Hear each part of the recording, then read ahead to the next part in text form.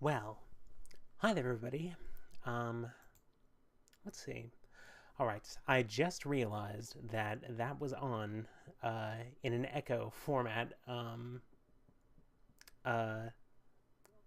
um, as it was playing, uh, which means this stream is off to an excellent start. So, I'm going to be switching to Planescape Torment momentarily. Probably going to be broadcasting to 0 to 1 viewers, but that is a-okay. Switch over to Planescape right here. This is the wonderful options menu, and the cursor is not visible and the audio is not playing because the game is not in focus. Let me just adjust a couple of things here. There we go. Got this. This is a wonderful stream so far. Oh man. Okay, so let's see.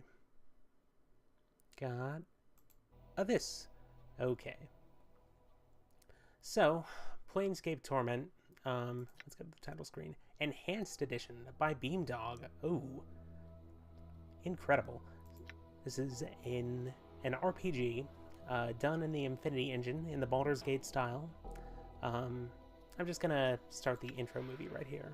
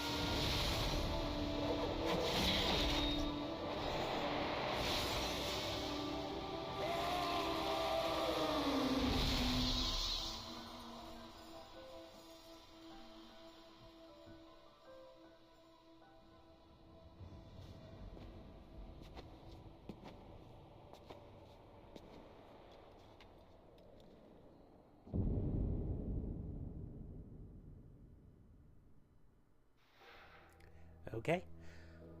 Alright, so this takes place in the Planescape setting by Wizards of the Coast, the pen and paper RPG company now owned by Hasbro. And I'm just going to start this new life right here, and hopefully it won't play the intro that I just showed you. Okay, fantastic.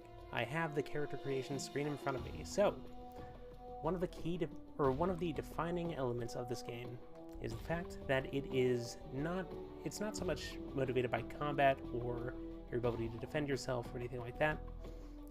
It's really more about dialogue and role playing and descriptions and like just paying attention to your environment and making the right choices, which is pretty big contrast from Baldur's Gate and Icewind Dale and Temple of Elemental Evil, Neverwinter Nights. I could go on, probably. Actually, I don't know if I can, but regardless. Those games are not like that. So because of this, you're going to want to load your wisdom up to around 16 or 17. That looks good. And I'm going to put token points in all these just because I feel weird having them underneath 10, which gives me 8 more points. And I'm going to split between charisma and intelligence. Actually, I'm going to be weak and give more points to both of those traits. And you cannot customize your appearance. You can't customize your name because you're the nameless one. So I'm going to accept this right here.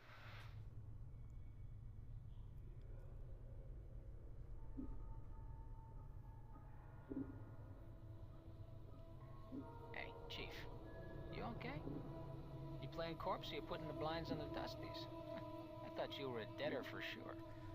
So that's Morty, as you can see here. He's voiced by Rob Paulson, but only during the very brief segments where he's actually voiced. For a fair amount of the game, there is basically no voice acting, but never fear, because I like reading things out loud, so I'm just going to do that right now. Well, who are you? That is, by the way, how the Nameless One sounds. Morty says, who am I? How about you start? Who are you? I'm going to select... I don't know. I can't remember. You can't remember your name? Heh.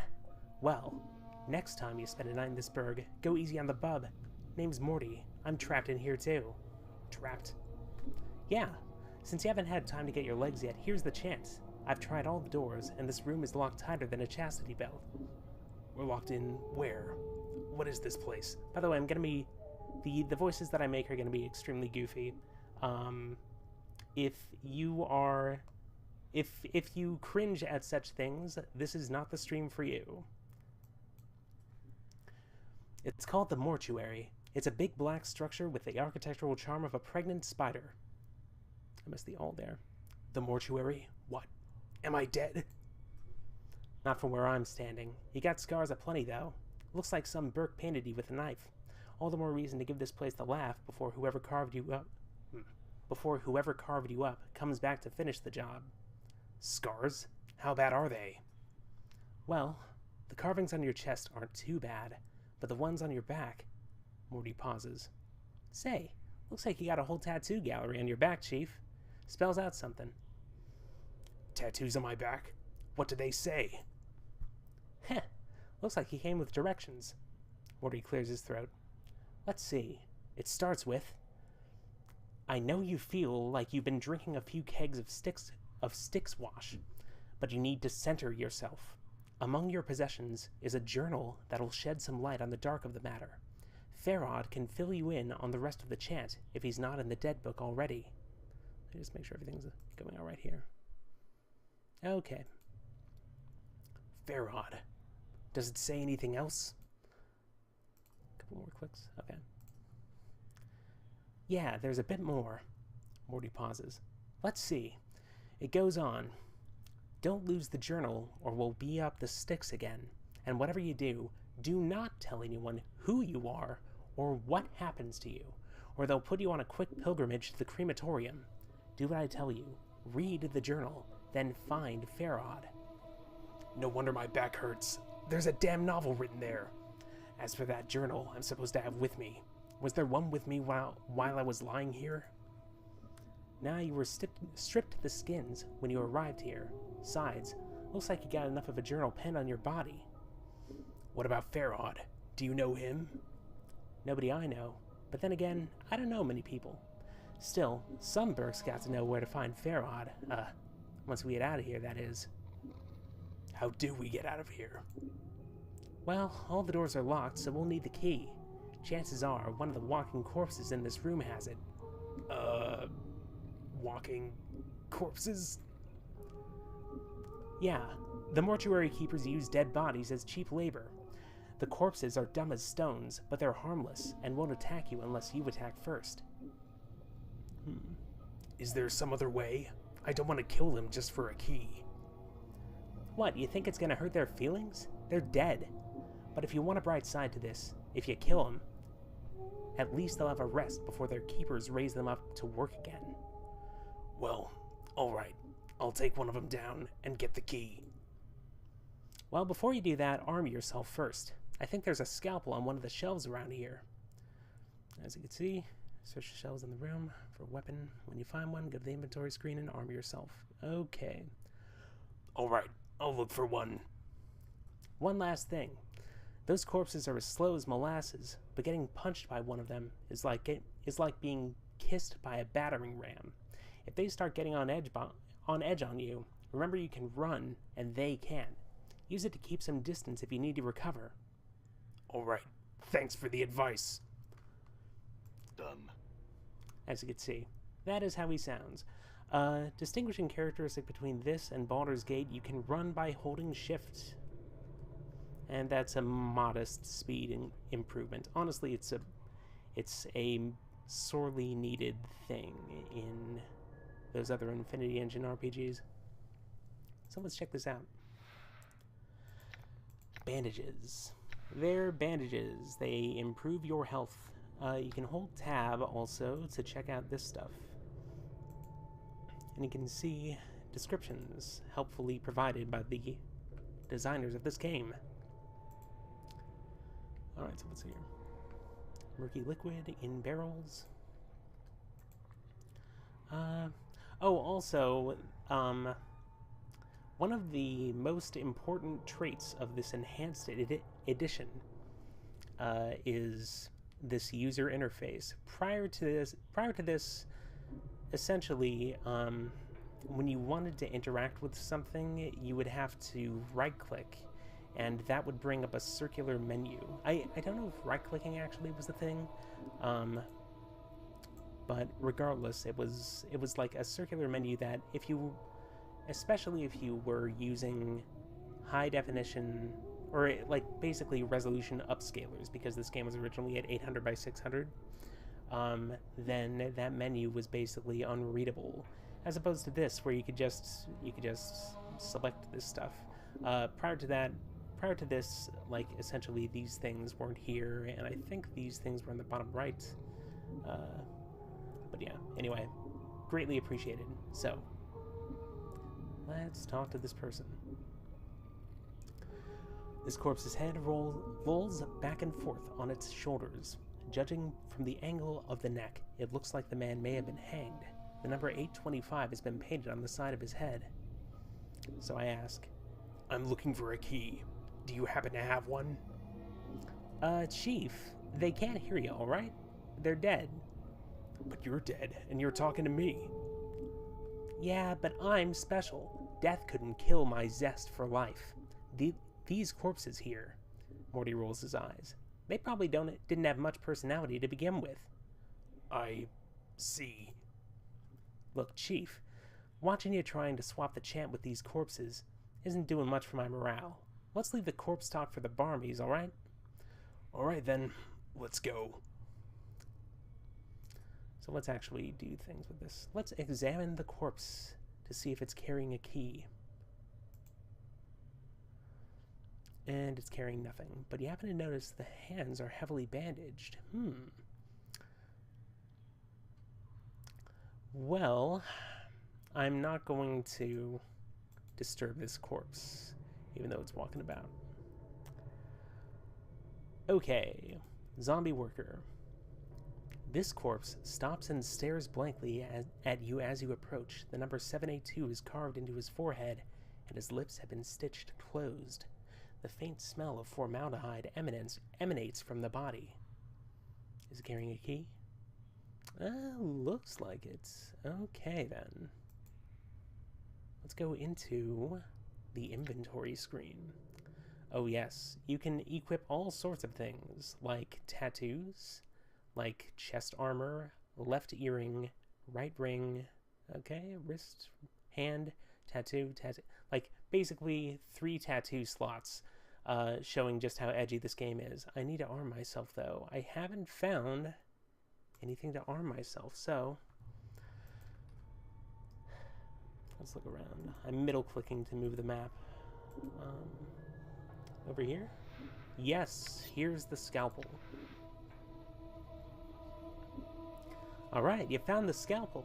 Now go get those corpses. And don't worry, I'll stay back and provide valuable tactical advice. Maybe you could help me, Morty. I will be helping you. Good advice is hard to come by. I meant help in attacking the corpse. Me? I'm a romantic, not a soldier. I just get in the way.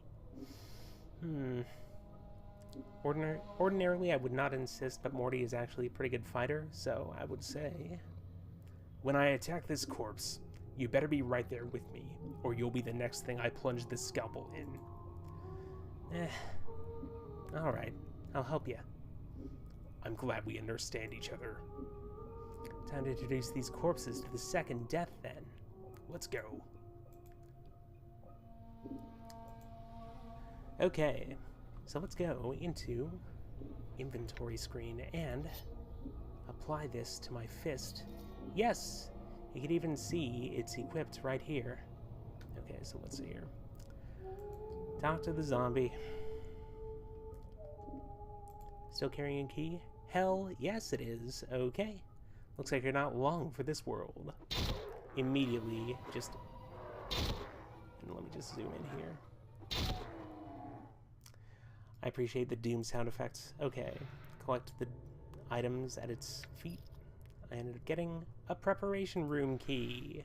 Hooray! I did it. And now I no longer have to talk to any of these zombies. I'll talk to this one just in case. 569. Good for you. Okay. Well, first off, let's see what happens when I investigate this. I have a key, but it's not the right one. How about this one? Nope. No such luck. Let's open this. And I lost it. The key just broke, I guess. Head in here. Psst. Some advice, Chief. I keep it quiet from here on. No need to put any more corpses in the dead book than necessary, especially the Femmes. Plus, killing them might draw the caretakers here. Why do you care about the female corpses? What? Are you serious? Look, Chief. These dead chits are the last chance for a couple of hardy bashers like us. We need to be chivalrous. No hacking them up for keys, no lopping their limbs off, things like that. Last chance? What are you talking about? Chief, they're dead. We're dead. See where I'm going? Eh? Eh? You can't be serious. Chief, we already got an opening line with these limping ladies. We've all died at least once. We'll have something to talk about. They'll appreciate men with our kind of death experience. Wait, didn't you say before that I'm not dead? Well, alright, you might not be dead, but I am. And from where I'm standing, I wouldn't mind sharing a coffin with some of these fine, sinewy cadavers I see here. Morty starts clacking his teeth, as if in anticipation. Of course, the caretakers would have to part with him first, and that's not likely.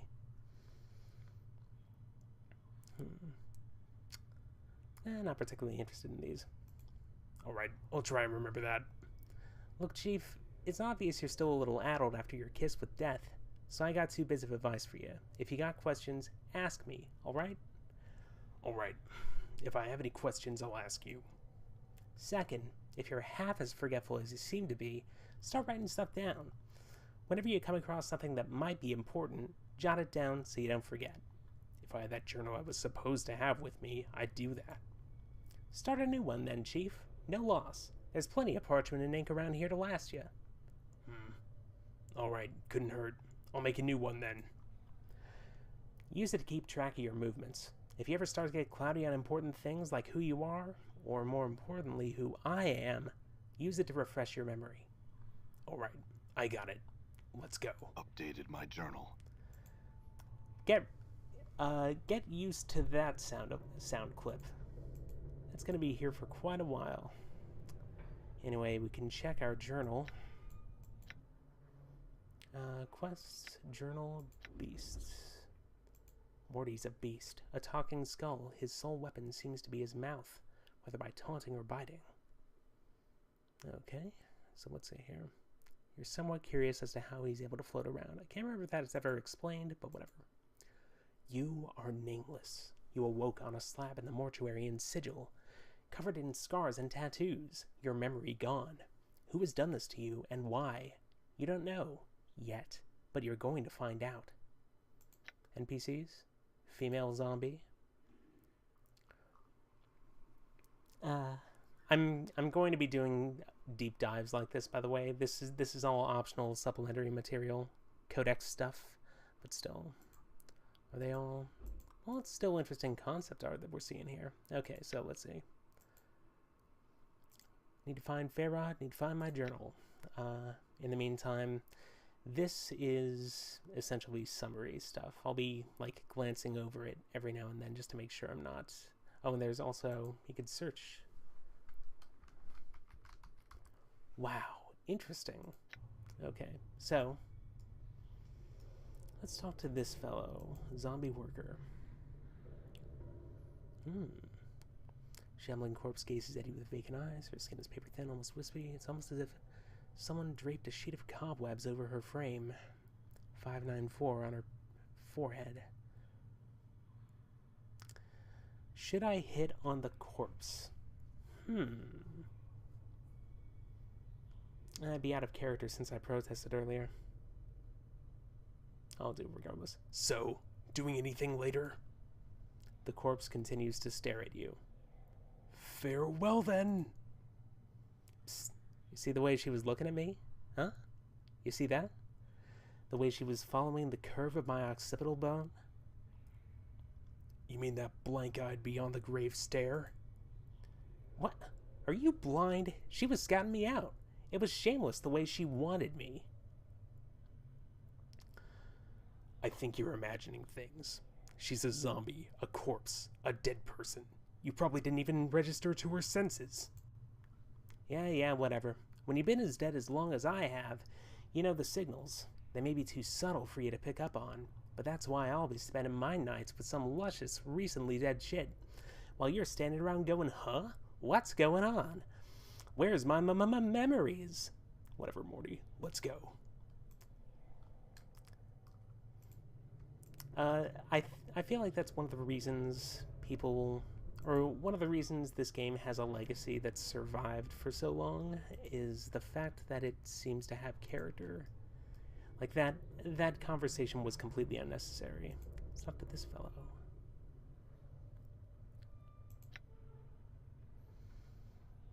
Okay, this corpse is lumbering along a triangular path. Once it reaches one of the corners of the triangle, it pauses, then turns and staggers toward the next corner. It has 965 tattooed on the side of its skull. As you approach, it halts and stares at you. Morty says, "Heh, looks like someone forgot to tell this sod to stop walking the rule of threes." What do you mean? These corpses don't have much left in the attic, so they can't do more than one task at a time. When they're told to do something, they'll keep doing it until someone tells them to stop. This poor sod probably finished some task, and they forgot to tell him. You said something about the rule of threes. What did you mean by that? Updated my journal. Eh? Well, the rule of threes is one of those laws about the planes, about things tending to happen in threes, or everything's composed of 3 parts, or there's always 3 choices, and so on and so forth. You don't sound like you hold much faith in it. It's a load of wash if you ask me. If you look for a number, any number, and try to attach some great meaning to it, you're going to find plenty of coincidences.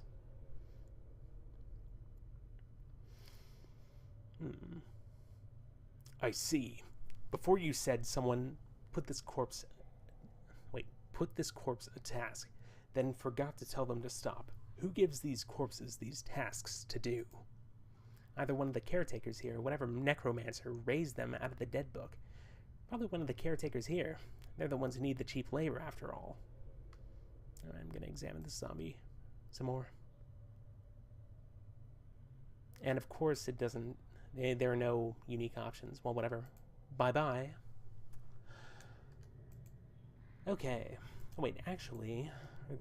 Is there a third one? There is. This one right here. I'm going to... Just for completion's sake... Okay. 626.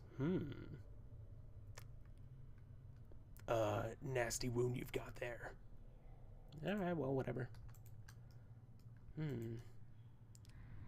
Let's go. Any interesting things here? That's a mummy. Okay, those are bandages. A receiving room logbook. I can investigate that later. I forgot to check and see if there were any pick-upable things in here. Apparently not. So, let's go to the inventory. This huge logbook lists mortuary procedures in a tight, crabbed script. All shells entering the mortuary are to be delivered to the receiving room and logged with the scribe on duty before being embalmed or cremated. The records are to be checked to determine if the shell is one of the contracted, and if so, do not prepare the shell. Move the shell to one of the preparation rooms, contact the scribe on duty, and notify him that a contracted shell is to be raised. Be certain that a shell is thoroughly stripped of its possessions before being sent to the preparation rooms.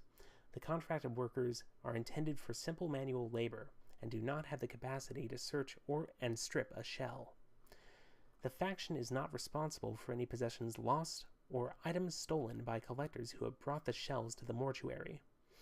The shell's possessions are to be stored in the receiving room until an initiate can be sent to claim them. Please catalog all possessions in the logbook. Following this list is thousands of entries that have been sent to the receiving room. As you flip through the rest of the book, however, you notice the last page has been cut out. Well, alright then. I just realized that screwing over my strength has made it so I can only carry 50 pounds. Well, that sucks. Okay, so let's see here. Inventory. Moving out. What do I update my journal with? Nope. Let's remove this highlighting here. Okay, here we go. Rule of threes. Got it. Oh. Let's continue investigating these shelves. It's important. Aha, copper commons and fist irons. Hey, actually, come to think of it, I like that Morty also can hold more things than me, despite being a floating skull with no arms or pockets, anything like that. Okay, so let's see here. Fist irons. Let's see, scalpel, 1 to 3 piercing, 2 to 4 crushing. Well, that's obvious. Baldur's Gate sound effects. That's wonderful. Okay. Zombie worker. 1201. As you follow the ink tears down the corpse's face, you notice it has run into the stitching, sealing the corpse's lips, and has caught on what looks like the corner of a note stuck in the corpse's mouth. Okay.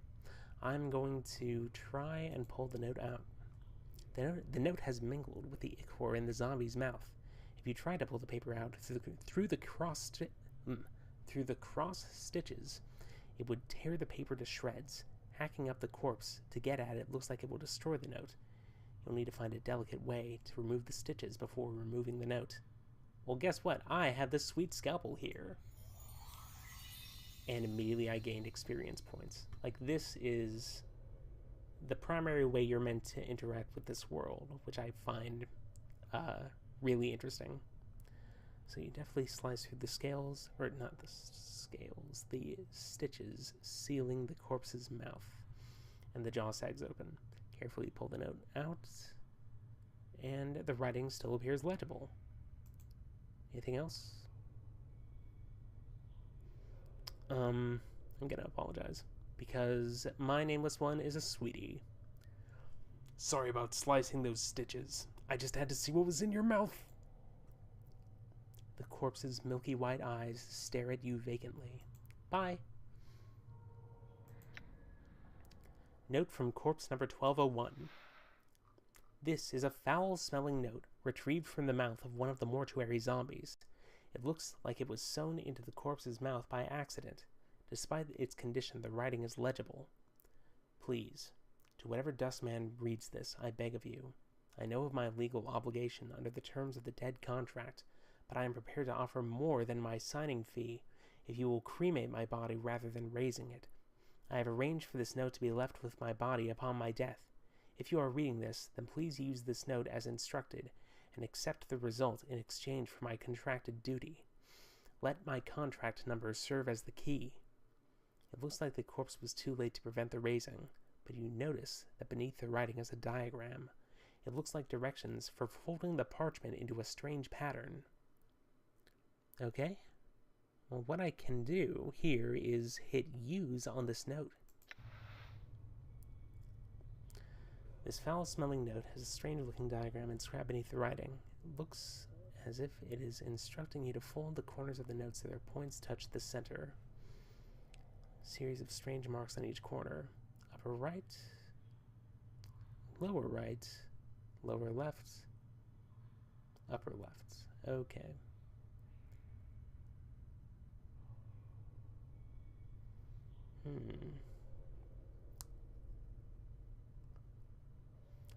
Let's assume that this is a sequence that starts at 0. So, upper left, upper right, lower right, lower left. Doesn't work.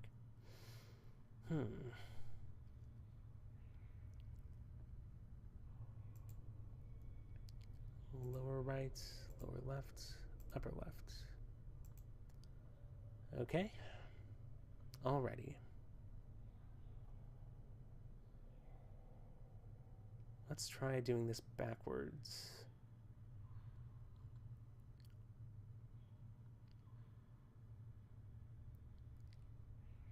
Lower left, lower right, upper left.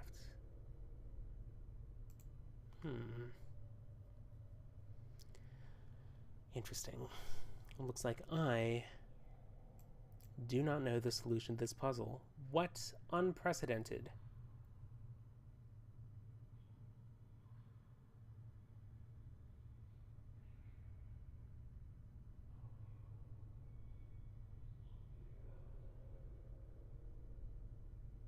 Okay, well, I'm going to leave it alone for now, and then perhaps I'll have the solution later, who knows. Perhaps it'll just magically pop into my brain. Okay, zombie worker. Every single one of these has a unique description, and I appreciate that.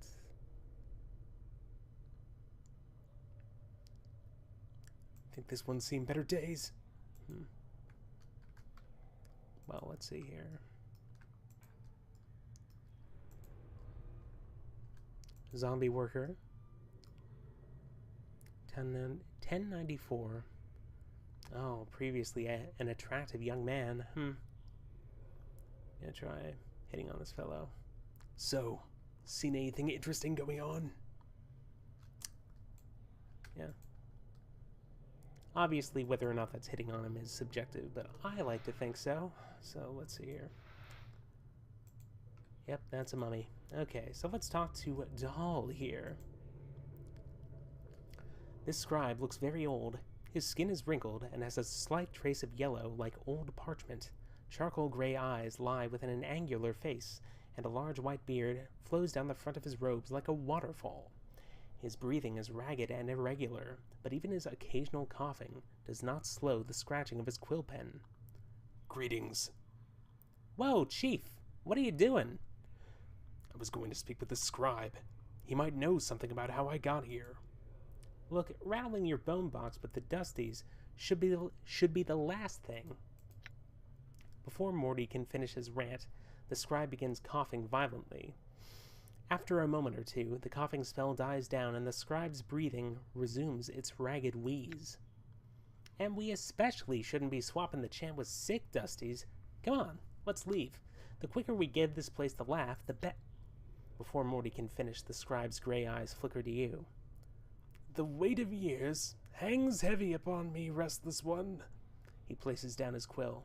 But I do not count deafness among my ailments. Restless one, do you know me? Know you? There's a trace of bitterness in the scribe's voice as he speaks. I have never known you, restless one, no more than you have known yourself. He is silent for a moment. For you have forgotten, have you not? Who are you? As always, the question, and the wrong question, as always. He bows slightly, but the movement suddenly sends him into a bout of coughing. He pauses for a moment, catches his breath. I am Doll. Perhaps you can answer some questions for me, Doll. Updated my journal. Very well. What did you wish to know? Okay. Probably not gonna ask, do you know who I am? Oh, You know, I might as well ask for his welfare. You sound ill. Are you not well? I am close now to the true death, restless one. It will not be long before I pass beyond the eternal boundary and find the peace I have been seeking. I tire of this mortal sphere. Doll gives a ragged sigh. The plains hold no more wonders for one such as I. The eternal boundary? The boundary between the shadow of this life and the true death. I'm not going to inquire about every single one of these terms.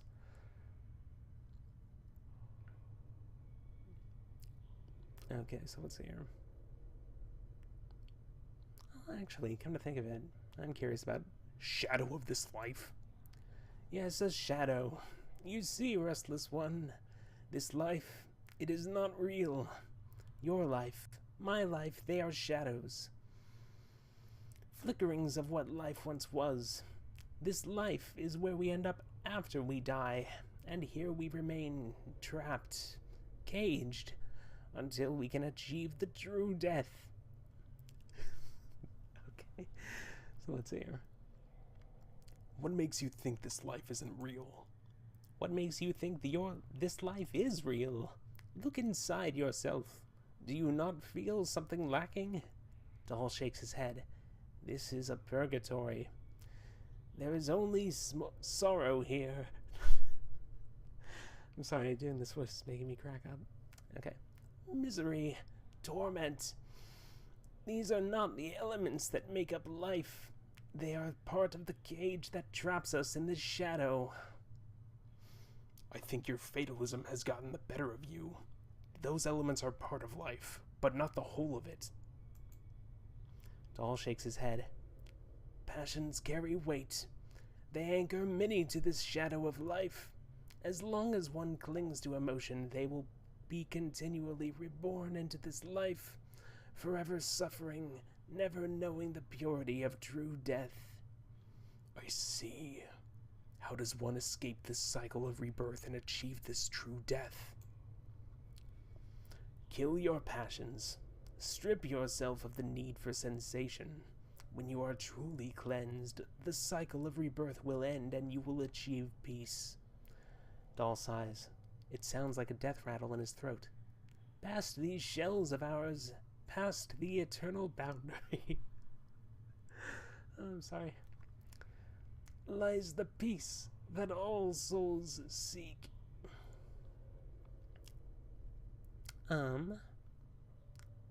Tell me more about the mortuary. This is where the dead are brought to be interred or cremated. It is our responsibility as dustmen to care for the dead, those who have left the shadow of life and walked the path to the true death. Oh, good Lord. Your wounds must have exacted a heavy toll if you do not recognize this place. It is almost your home.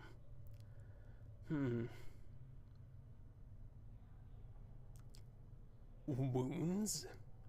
Yes, the wounds that decorate your body. They look as if they would have sent a lesser man along the path of the true death. Yet it seems as if many of them have healed already. Doll coughs violently for a moment, then steadies himself. But those are only the surface wounds. Only surface wounds? What do you mean? Updated my journal. I speak of the wounds of the mind. You have forgotten much, have you not? Mayhap your true wounds run much deeper than the scars that decorate your surface. Doll coughs again. But that is something that only you would know for certain. Okay, what other questions have I got for you?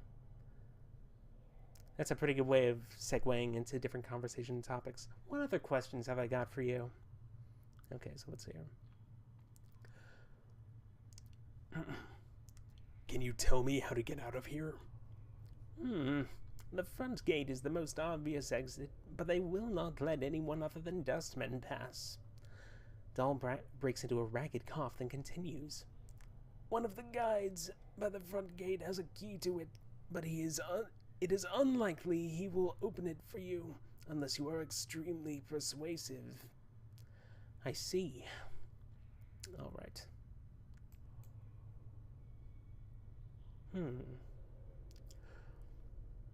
Couldn't hurt to ask. Do you know who I am? Updated my journal. I know scant little of you, restless one. I know little more of those that have journeyed with you, and who now lie in our keeping. Dahl sighs. I ask that you no longer ask others to join with you, restless one. Where you walk, so walks misery. Let your burden be your own. There are others who have journeyed with me, and they are here? Updated my journal. Do you not know the woman's corpse interred in the memorial hall below? I had thought that she had traveled with you in the past. Dahl looks like he's about to start coughing again, then catches his breath. Am I mistaken?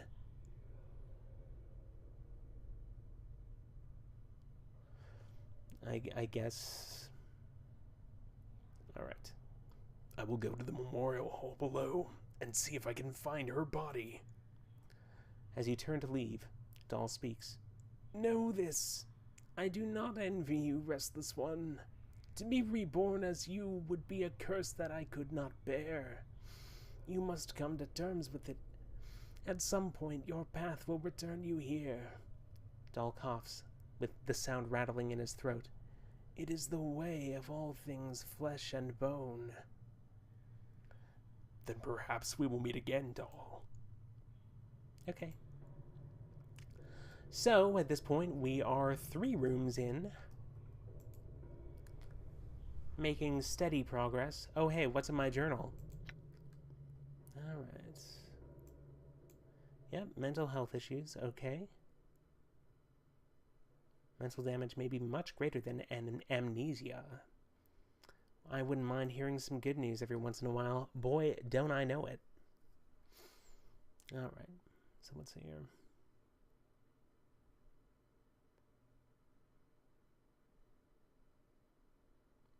Okay.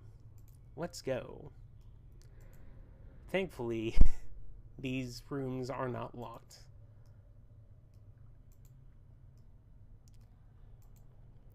And if you're wondering whether or not anybody is, or whether or not there's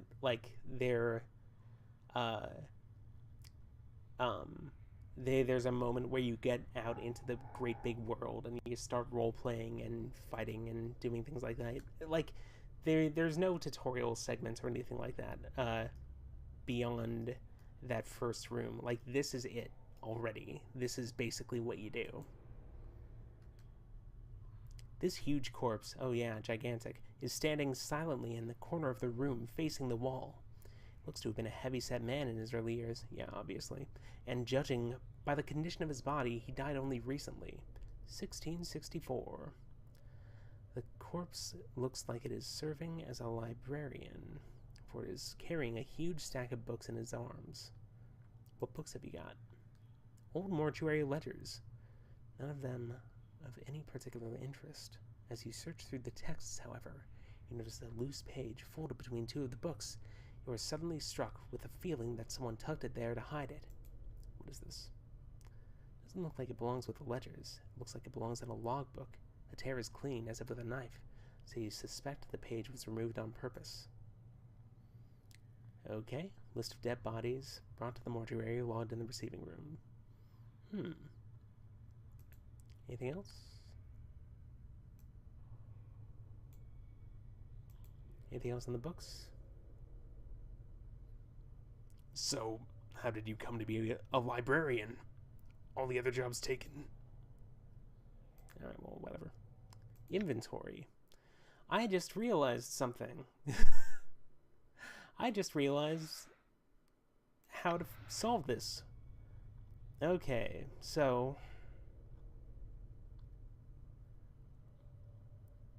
Okay. 1,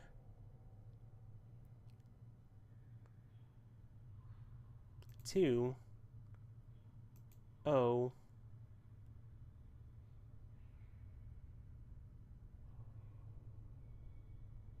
Aha. As you fold the upper left inward to the center, you watch as the upper right unfolds by itself, resuming its normal position. Fold the upper right back into the center. Hey, how about... why not? Let's see here. As you fold the upper right corner back into the center, the lower left corner mirrors the action until all the corners touch in the center. You watch for a moment and the corners of the paper raise up, turning the note into a small four-sided paper pyramid. What is this?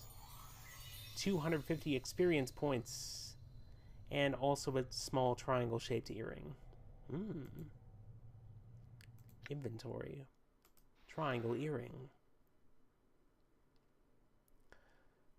It's a beautiful earring, but despite its beauty, all it seems to do is remind you of how strange this world you've woken up in is. New from Fangamer, this triangle earring. Some items are magical, but I cannot identify it, and I'm not going to wear it until after I have identified it, just to be sure. Just to be sure. Okay. Room number 4. Feeling pretty good. How long have I been going now? Let's double check. OBS. No dropped frames whatsoever, and I've been at this for nearly an hour. You know what? I'm gonna be right back.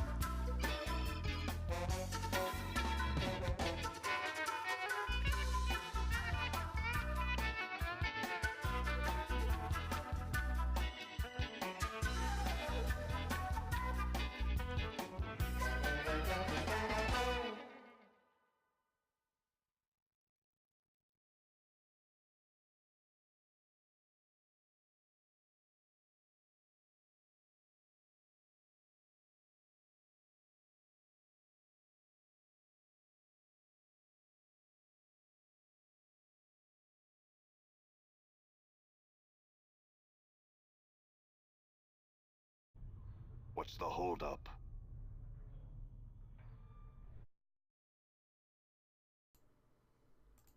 Okay. So let's see here. Nameless one. See if I can actually get this to you. Okay, so new things inside this. Okay, nauseating stench from a corpse. Good start.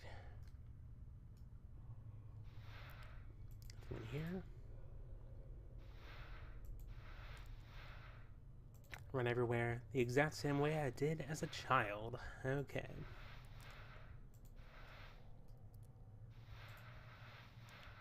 I'm going to strip this mortuary bare. How dare they do their jobs?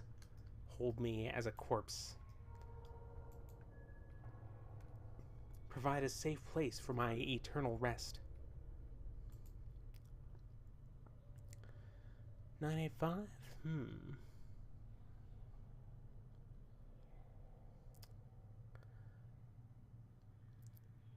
I will try to help this corpse balance. Oh, whoops. Chief, you might not... There's a crack from the corpse's left leg, and the body falls like a dead tree. Its torso strikes the stone flagstones, okay, and shatters like a rotten melon, filth and ichor gurgling from the cavity. To your surprise, no one seems to have noticed the corpse's collapse, and even stranger, the left leg remains standing where the body was, as if at attention. After a moment, the leg falls over with a wet thump. As you gaze upon the putrefied remains of the corpse, you notice that its left arm appears intact. It has snapped from the torso during the fall, and doesn't appear to have been touched by the tomb rot that had spread through the rest of the body. I wonder if I could make use of that arm. Seriously?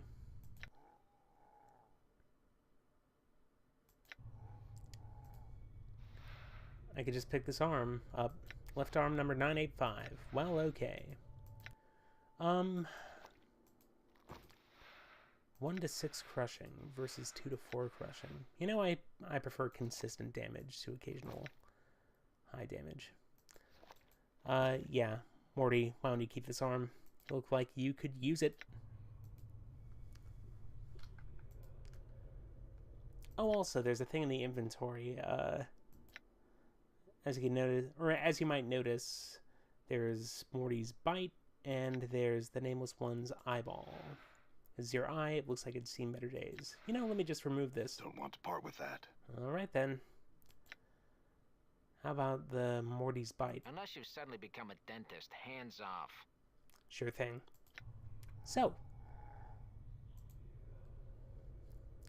Number 506. Examine the stitches. Apparently, there's so many stitches, its skin looks like a bizarre street map.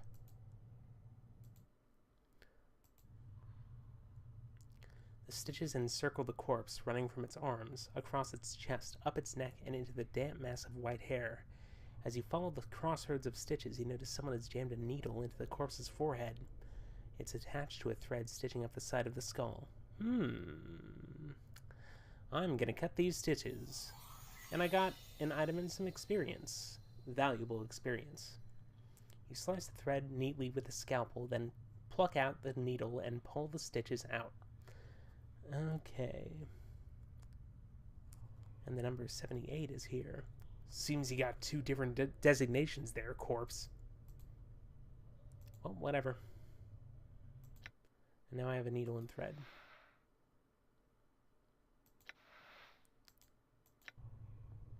Okay. Over here. I believe there's somebody I can talk to. Actually, let's talk to this worker here. 257. Eyeballs are facing weird. That's unfortunate. Let's talk to Aven. A slight young woman with pale features. The sunken flesh around her cheeks and neck makes her appear as if she is starving. She seems intent on dissecting the corpse in front of her, prodding the chest with a finger. Greetings. She does not respond. She seems too intent on the body in front of her. As you watch her work, you suddenly notice her hands. Her fingers are talons. They are darting in and out of the corpse's chest cavity like knives, removing organs. I'm not going to be judgmental. Come on, Nameless One, you know better than that. I said greetings. I think the dusty chit might be a bit short of hearing, Chief. Let's lay off, shall we? I will tap her. She jumps and whips around to face you. Her eyes are a rotting yellow with small orange dots for pupils. As she sees you, her expression changes from surprise to irritation, and she frowns at you. Greetings. She doesn't seem to have heard you. She leans forward, squinting, as if she can't quite make you out. Whatever is wrong with her eyes must make her terribly nearsighted. You! She clacks her taloned fingers together, then makes a strange motion with her hands. Find thread and embalming juice. Bring here to Aven. Go, go, go.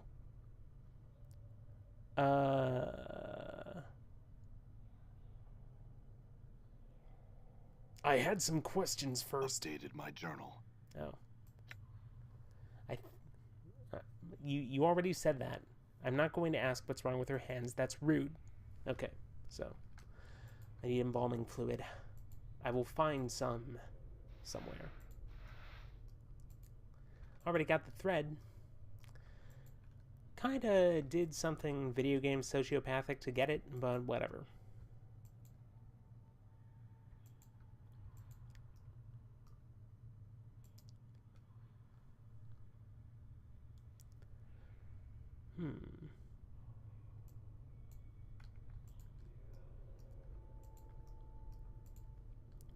Open this door. Gonna do the full 360 here. There's a nice little map here. Okay.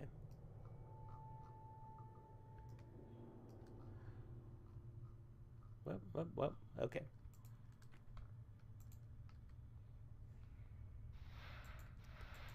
Gotta find this embalming fluid. Where is it? Here it is. I got it.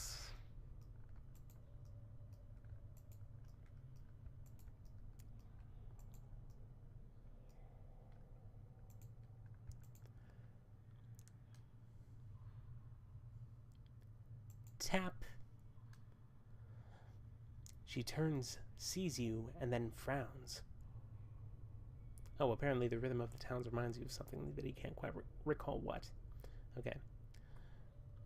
She turns, sees you, then frowns. Damn zombies! She clacks her taloned fingers together impatiently, then makes a stitching motion with her fingers. Find a thread and an embalming fluid. Bring here to Aven. Go, go, go. Here we go. Updated my journal. I got 250 experience. Without missing a beat, Aven snaps the thread from your hands and hooks it around one of her talons, then begins sewing up the corpse's chest. She then takes the embalming fluid and begins to apply a layer to the corpse. Waiting. Within minutes, she is finished. She clicks her talons, then turns to face you.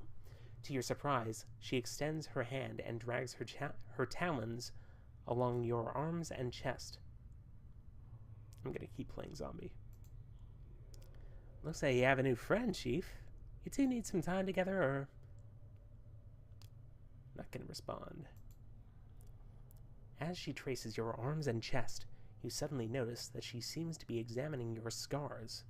She withdraws her talons, clicks them twice, then bends forward and examines some of the tattoos on your chest. Who write on you? Hivers do that? No respect for zombies.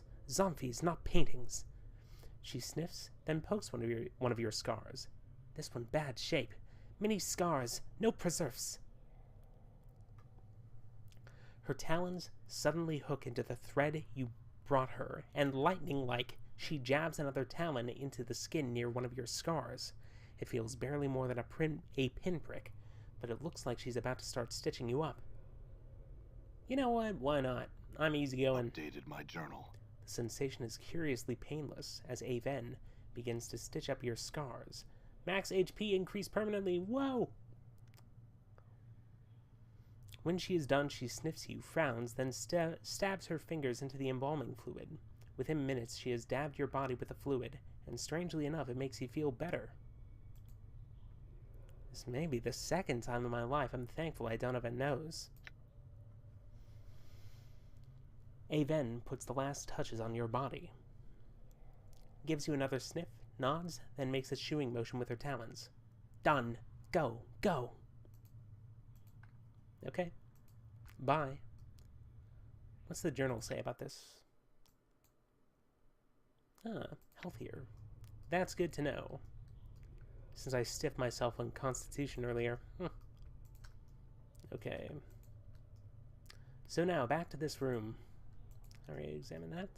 What about this? More embalming fluid. Those are healing items, actually. As is the needle and thread. Because your body's all messed up. But also because, actually, come to think of it, those are kind of healing items regardless. In real life, IRL, as they say. So I can go up or down. I'm going to go up. Third floor of the mortuary. It's not the biggest. Actually, it's a pretty big map still. Okay, so. Check these things. Nope. Nope. Charcoal charm. What is this? Everything in this universe is new. Okay. Plus 50% resistance to fire, plus 25 resistance to magical fire. Temporarily, it is apparently a quick item of some sort. Couldn't hurt. I was gonna put my bandages here. I think that'll do it. Skeletons. Number 748.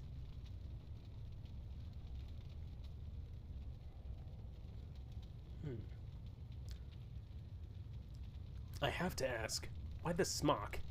I mean, it's not like you have anything to be modest about. Great talking to you, Bones. Stay healthy. I wonder if this graybeard would mind if I borrowed his body. I don't think he's in any position to object. Morty studies the skeleton for a moment, then shakes his head. Nah, I'd need a fresher one than this, and something with a little more dignity. This one's all creaky and fractured.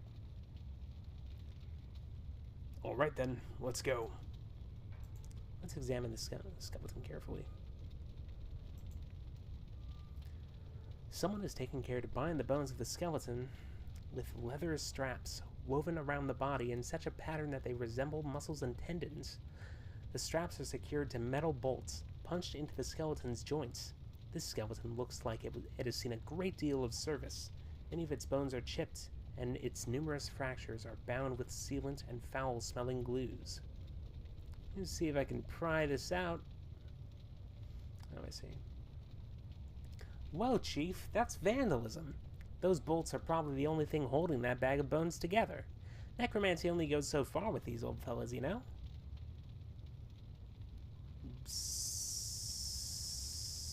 So, I didn't want to cause any permanent damage. That's not a problem.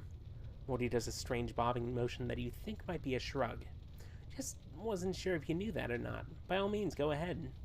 Alright, I'll try and do it. You pull the iron bolts, but they're not strong enough to pull them out. They've been hammered in pretty tight. Maybe if I had the right tool, eh?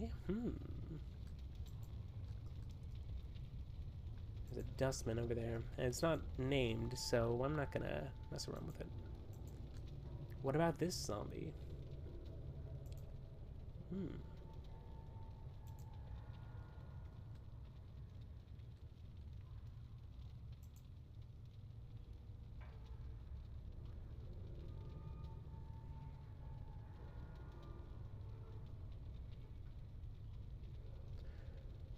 'Cause asks, are you lost?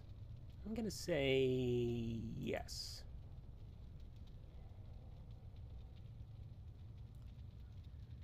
I will wait.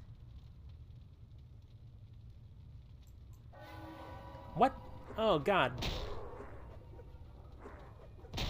Okay. I guess it's on. I guess I'm fighting all sorts of stuff. Ah, it's a shame. So many of these things are...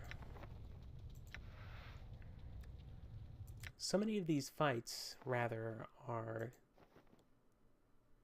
completely optional. Anyway, Dustman robes.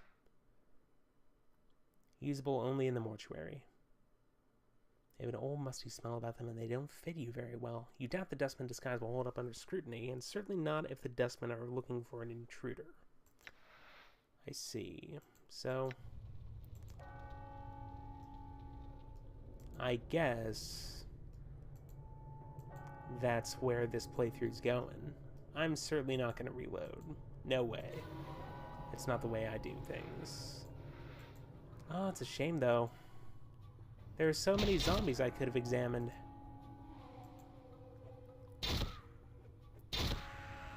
Well, whatever.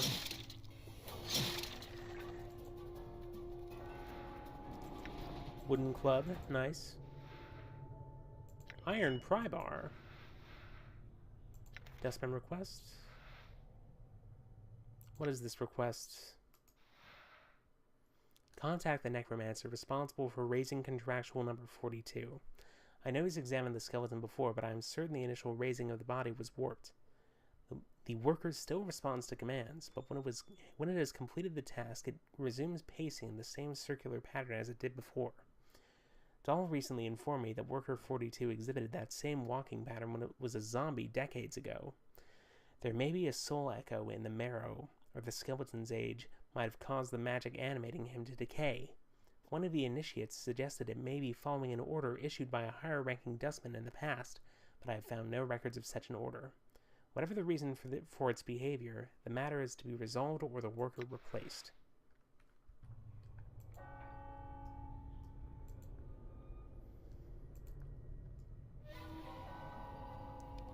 Oh man, I'm okay with hurting these corpses because they can be animated later, but I'm not gonna fight any dustmen. Come on. That is not happening. Nor this dustman. Nor anybody. It seems like... Oh man, look, this zombie worker... Oh, okay, you know what? I am actually going to load the game. Yes. Autosave. Mortuary, second floor. And let's speed run through this. I'm gone.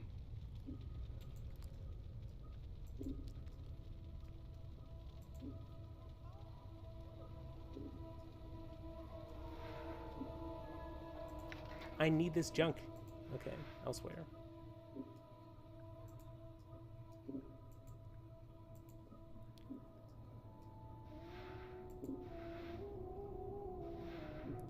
Iron pry bar.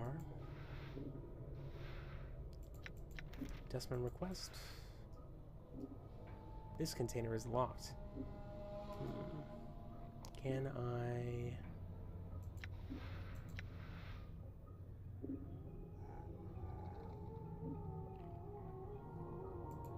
Apparently not.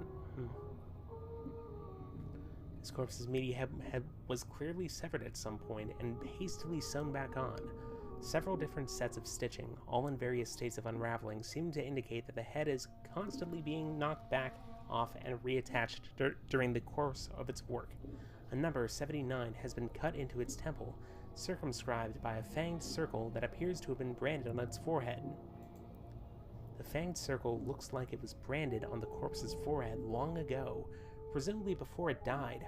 It might be a religious icon of some sort, or a rite of passage.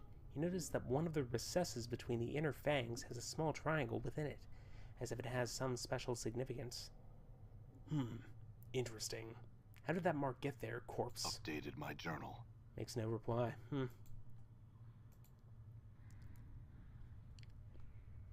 Okay, so let's see here.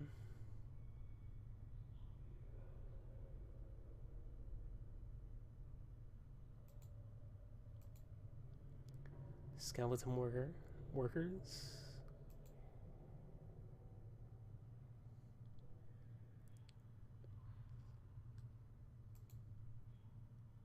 Using your pry bar, you rip the bolts from the skeleton's joints. The skeleton collapses, some of its bones still twitching. And everybody's just okay with this. That's great. Let me just hit Q here. Quick save successful. And this will prevent me from having to change too much if I should just so happen to possibly mess up and cause literally everybody to attack me. So what do we have here? I'm looking for Dustman robes. It seems like that's the thing to get. Kind of a power-up. Hey, there's a hammer. Let's look at the offense of these weapons here. I like that all this stuff is, it just looks like garbage. Iron pry bar, 1 to 6 crushing. Same as this.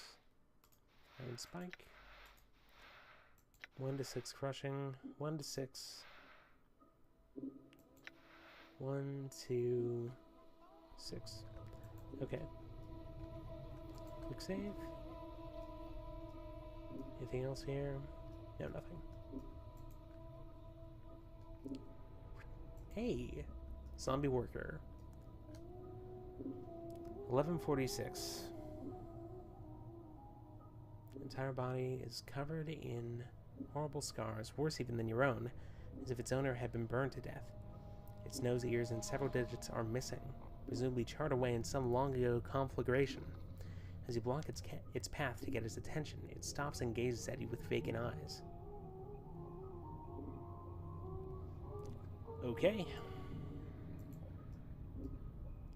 What about you, skeleton worker? This skeleton has either seen a great deal of combat or has fallen down one too many staircases. Both its arms and legs have been broken and rebuilt, with the aid of leather straps and thin iron rods. The front of its skull bears the number 863, but the back of its skull has caved in, forming an empty cavity. You notice that someone has taken advantage of this and tucked a rolled-up piece of parchment inside the skull. What is it? Looks like the skull cavity is intended to store messages. A tiny string is attached to the parchment from a hook bolted inside the skull, as if to keep the parchment from accidentally falling out. It's a reminder from one of the mortuary custodians. Judging from the note, the skeleton appears to be a walking messenger of sorts. As you take a second glance at the skeleton, you realize it has stopped in front of the slab because it can't figure out how to move past it. What else have we got? Carefully. I'm gonna get more leather straps. Oh.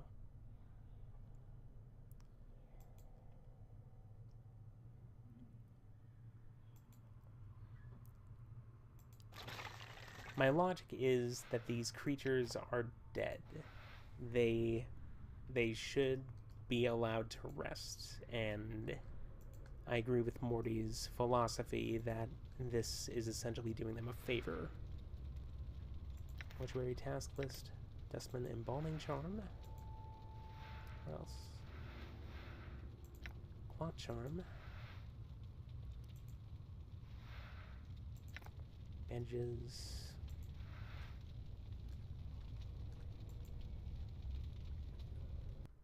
Oh no, that's not it. Inventory. Here we go. Of course, I still have to put these things in places. All sorts of places. Iron spikes.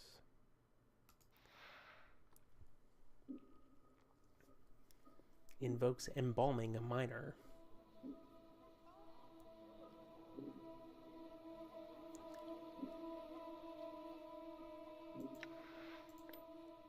I can wear it on my wrist. Oh, wait a second. Can Morty equip it? Morty can just have it, I guess. Well, you know what? It's a nice little bangle thing. Mortuary task lists. Alright, tasks. I would like the contracted workers to be inspected thrice daily at the end of each work shift when the new initiates come on duty. We have experienced too many contracted collapses while engaged in heavy labor as of late. and I fear the embalming enchantment initially used on the corpses may be decaying or may have been warped somehow. If the contracted workers could be inspected every 8 hours and raised if they have collapsed, then this would prevent the backlog of shells in the preparation rooms and free up more contracted workers for other duties. I do not wish collapsed bodies to be disposed of. When possible, the original contracted shells are to be raised and be made to resume their duties. I've included spare embalming charms within the shelves for the initiates on duty. They are to be used only when the shells cannot be repaired with stitching, bandaging, or applications of embalming fluid. Okay?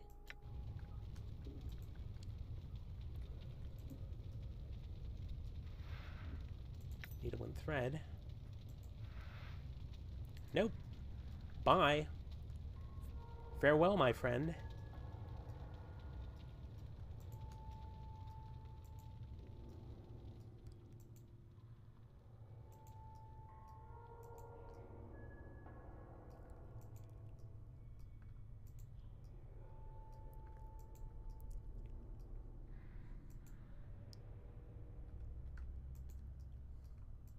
Gonna go down here, down these stairs, to someplace completely new.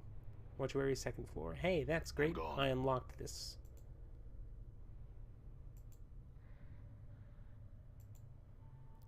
And let's go down to the 1st floor, why don't we? Whoa, yeah. Nope. Laters.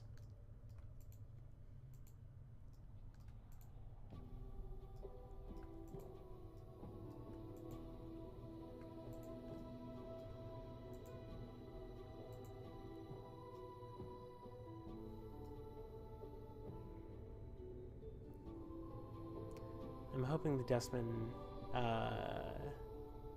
does not have very good pathing AI, because otherwise I might be in trouble. 114? Really good music. Really appreciate this music here. Whoa! Lots of Dustman, eh? Guess that's just how this goes.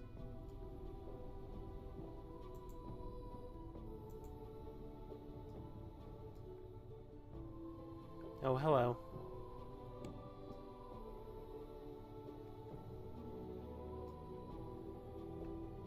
It says I cannot save at this time. I think because they are trying to chase after me, I guess. Well, let's go quickly up here, why not?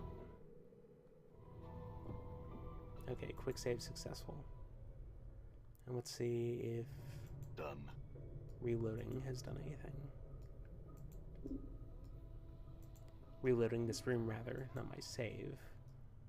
Not exactly save scumming. Okay. You see a strikingly beautiful ghostly form before you. Her arms are crossed and her eyes are closed. She has long flowing hair, and her gown seems stirred by some ethereal breeze. As you watch, she stirs slightly, and her eyes flicker.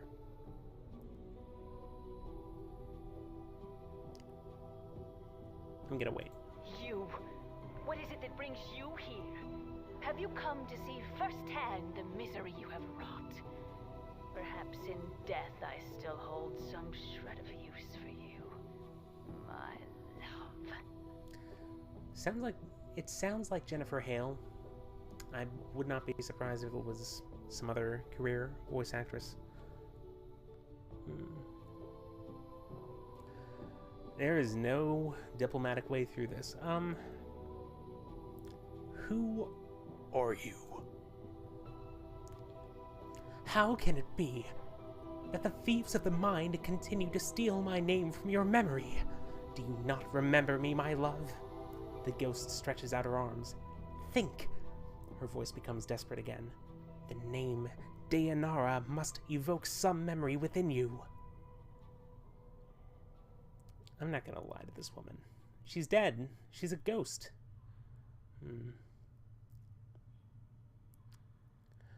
Well, this is not described as a lie here, so I'm gonna choose it because it sounds important. I think I feel the stirrings of memory. Tell me more. Perhaps your words shall chase the shadows from my mind, Dayanara. Oh, at last the fates show mercy. Even death cannot chase me from your mind, my love. Do you not see? Your memories shall return. Tell me how I can help you, and I shall. Do you know who I am? You are one both blessed and cursed, my love, and you are one who is never far from my thoughts and heart. Blessed and cursed? What do you mean? Well, I mean, it's like a cable news detective when he talks about his neurodivergence, where he says it's a blessing and a curse.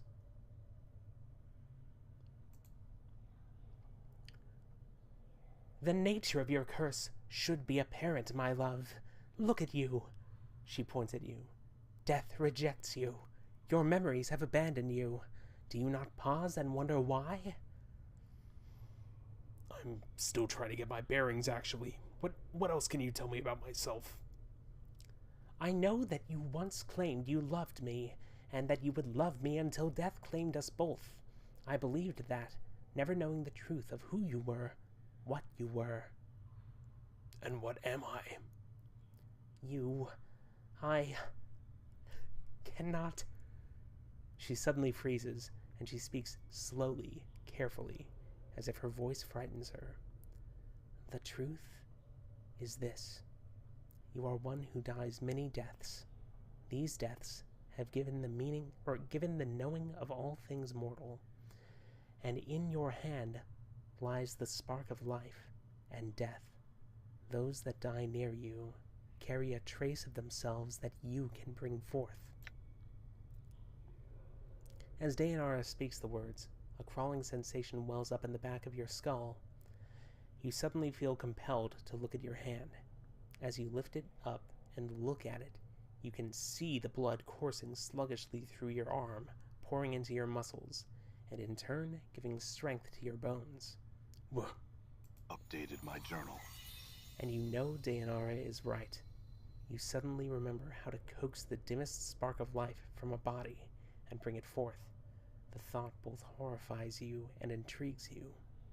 I had other questions. Oh, wait, hang on. You have remembered how to raise others from the dead, to access this ability, etc., etc. You can only use this on party members that have died in your presence. It will not work on anyone who does not travel with you, and it will not work on party members you remove from the party while they are dead.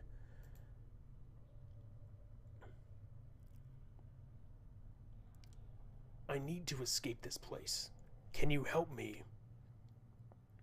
As you are about to ask Dayanara the question, it catches in your throat. It occurs to you that if you tell her you are looking for an escape route, she may feel you are abandoning her. If you are going to ask her how to leave, you'll need to be delicate about it. Dayanara, I am in danger. Can you guide me to a place of safety? I shall return as soon as I can to speak to you again. In danger? Dayanara looks concerned. Of course, my love. I will aid you any way I can. She closes her eyes for a moment, and you watch an ethereal zephyr pass through her body, stirring her hair. After a moment, the zephyr dies, and her eyes slowly open. Perhaps there is a way. Yes? I sense that this place holds many doors shrouded from mortal eyes. Perhaps you could use one of these portals as a means of escape. Portals? Portals are holes in existence, leading to destinations in the inner and outer planes. If you can find the proper key, you could escape through one of them.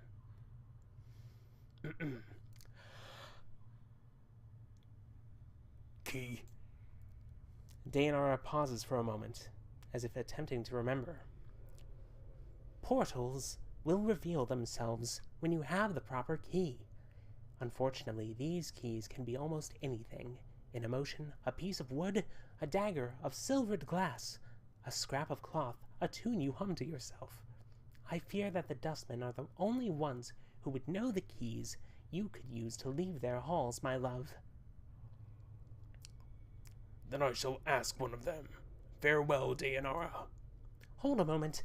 I learned much when I traveled with you, my love, and what you have lost I have retained. I have not divulged all that I know to you. My sight is clear, whilst you fumble in the darkness for a spark of thought. I could just say bye. No. And what is it your sight sees that I do not? Time itself relaxes its hold as the chill of oblivion slowly claims us, my love. Glimpses of things yet to come swarm across my vision. I see you, my love. I see you as you are now, and... Dayanara grows quiet. What is it? What do you see? I see what lies ahead for you. It ripples through the plains, stemming outward from this point. Shall I speak of what I see? Tell me. First, I require a promise. Promise you will return, that you will find some means to save me or join me. I'm not gonna guilt trip her. This seems a little too much.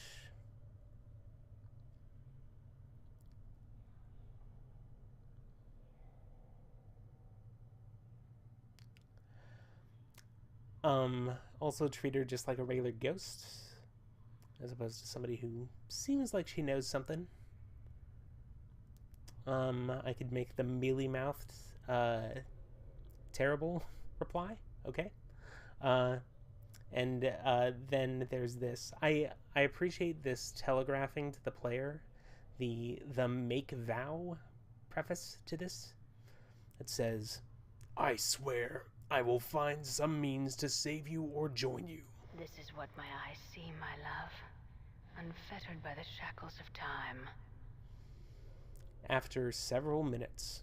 You shall meet enemies 3, but none more dangerous than yourself in your full glory. They are shades of evil, of good, and of neutrality, given life and twisted by the laws of the plains. You shall come to a prison built of regrets and sorrow, where the shadows themselves have gone mad. There you will be asked to make a terrible sacrifice, my love. For the matter to be laid to rest, you must destroy that which keeps you alive, and be immortal no longer. Destroy what keeps me alive? I know that you must die, while you still can. The circle must come to a close, my love. You were not meant for this life. You must find that which was taken from you and travel beyond, into the lands of the dead. Die while I still can? Updated my journal. I do not doubt your ability to rise from the dead. I do believe that every incarnation weakens your thoughts and memories. You seem to have lost your memory. Perhaps it is a side effect of countless deaths.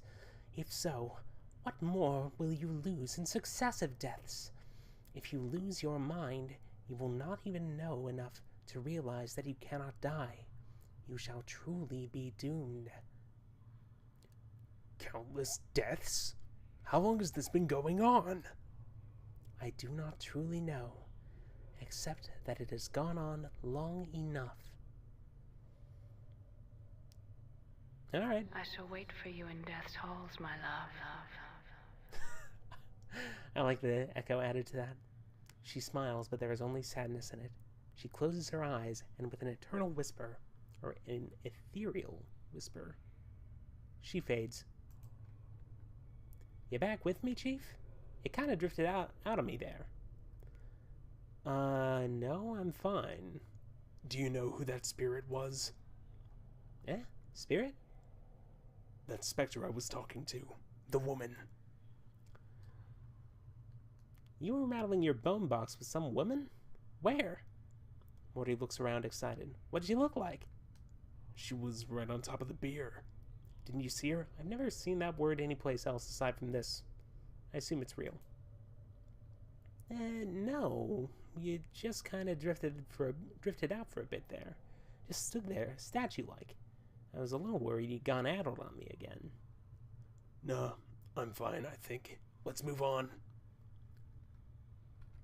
Quick saved. I have no idea where I could find dustman robes. Obviously, I don't want to talk to this dustman guard. That seems a bit much. Seems a bit too risky for me, personally.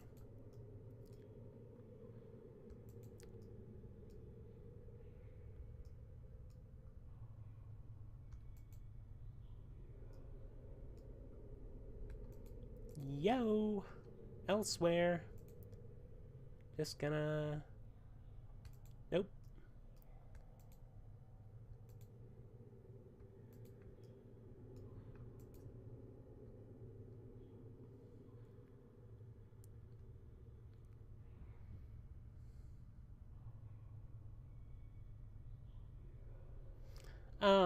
I'm gonna go right now.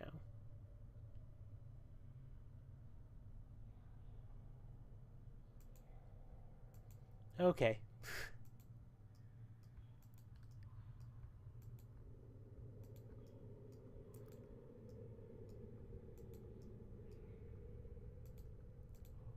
Zombie worker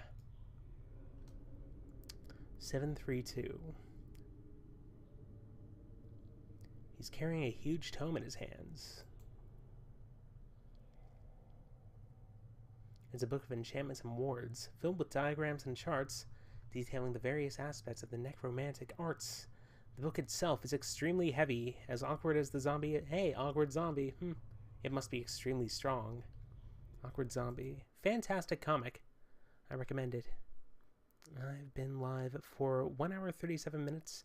No dropped frames. That's really good. Okay, so let's see here. Inventory.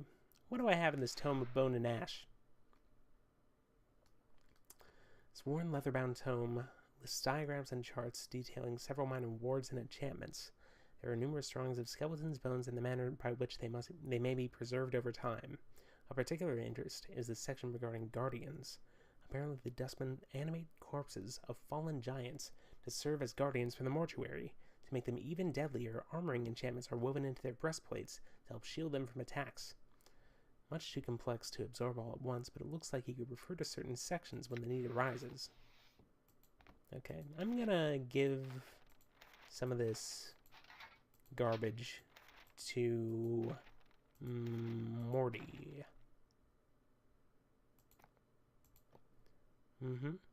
There's that. Alright. That, like... I assume Morty also has something in his skull, just a compartment to keep these papers.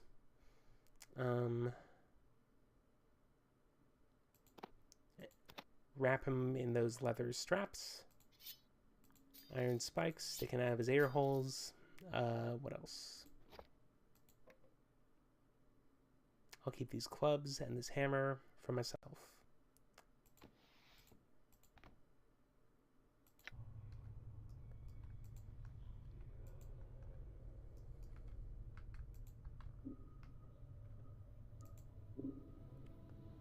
Tapestries up here.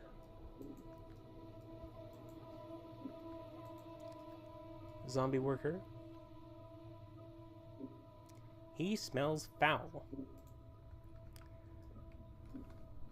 There it is.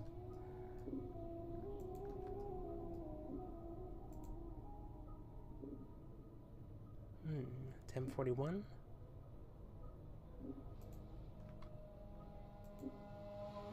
Heavy barred gate. Odd symbol. Heavy metal pipes.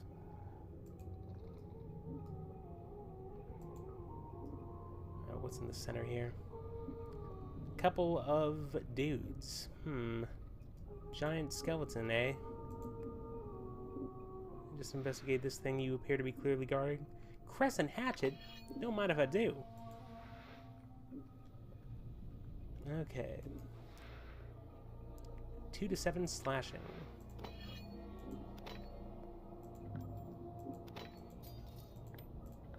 There we go. 30 of 50 pounds. You know what? Probably worth it still. No, I will not hold, my friend. There we go.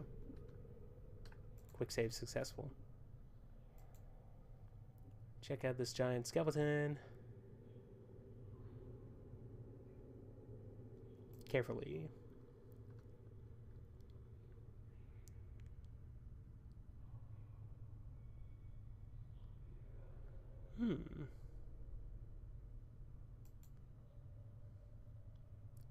Well cared for. Let's see if I can study the symbols on this armor. You let your gaze relax as you look at the symbols. After a moment, the symbols cease shifting and resolve into a trail of runes that run up and down the breastplate. Strangely enough, the interlocking pattern of runes reminds you of chains, and with that thought, you suddenly recall that these runes are some sort of warding enchantment.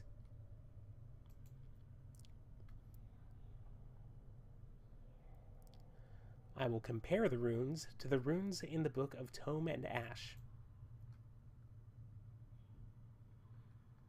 Armoring enchantments.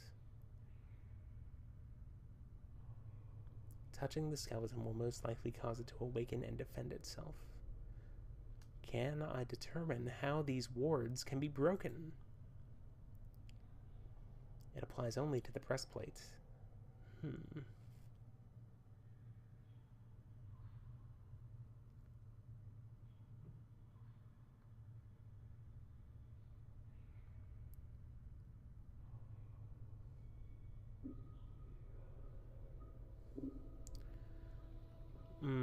I did recently quick save, so let's see if I can mar the runes regarding the warding enchantment first.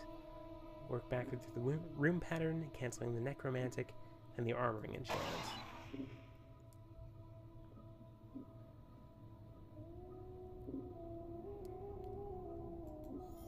Clang! Nobody responds. Not even this guy.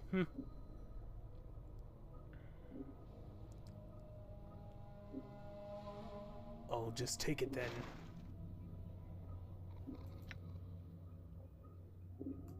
Rune of Lesser Warding. So I have this. And it's this breastplate, instead of being something I can just put on, it's basically just a consumable item, so that's nice, I guess.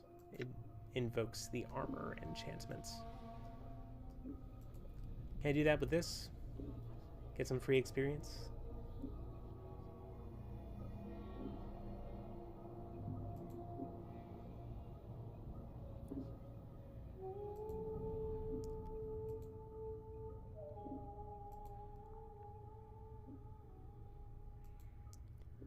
Just go through the exact same sequence. Warding, yep, okay. Damn pile of bones, 500 XP. Looks like my skills have increased. I agree. So, statistics screen. Level up.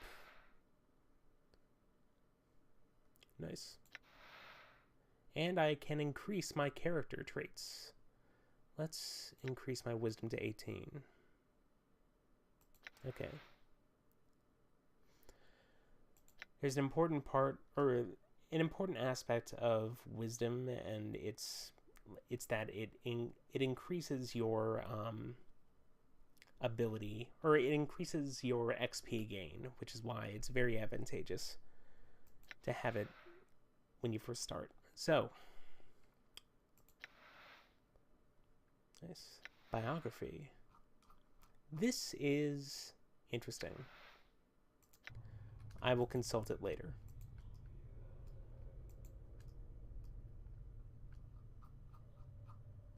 There we go. Just play like this. Alright. Giant skeleton. Let's see if I can dispel the enchantments right now.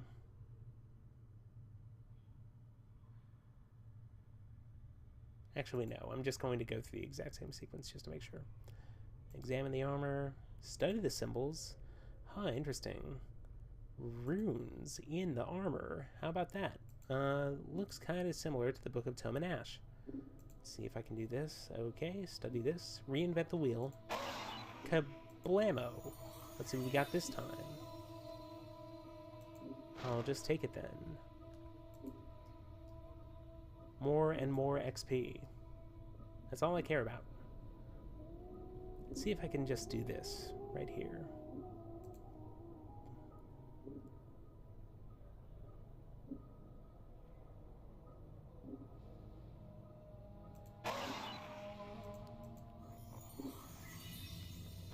Excellent.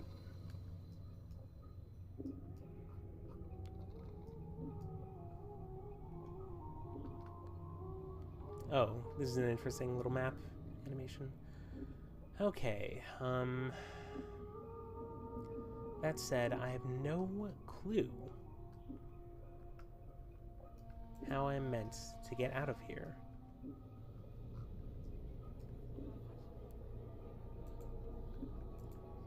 Perhaps up this way? Done.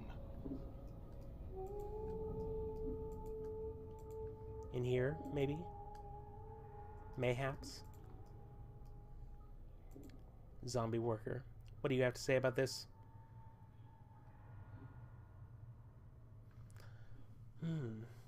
It's a shame that you can't hit on the male corpses. But it was 1998, 99, thereabouts. Well, here's some junk. Cleaning rags and bandages. Can't run while I'm carrying all this. Oh, I'm encumbered because I have a bunch of runes that are in giant pieces of armor. Let's just hang them off of Morty, who is filled with hooks and other objects. You might want to use these leather straps and this junk. Who could forget?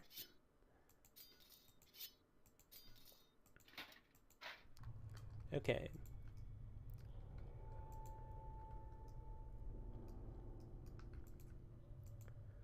Well, I've completed the loop, but I have no dustman robes, which is essentially like, well, actually I was going to make a reference to the adventure game mode, but I highly doubt that that would be appreciated by my audience of 0. Let's face it, nobody's coming to see this, but I'm having fun.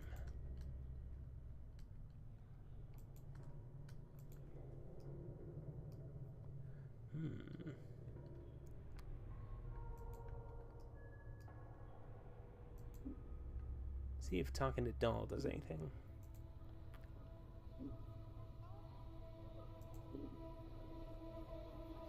How do we get out of here? One of the guides has by the front gate has a key to it. Okay. That's actually very helpful.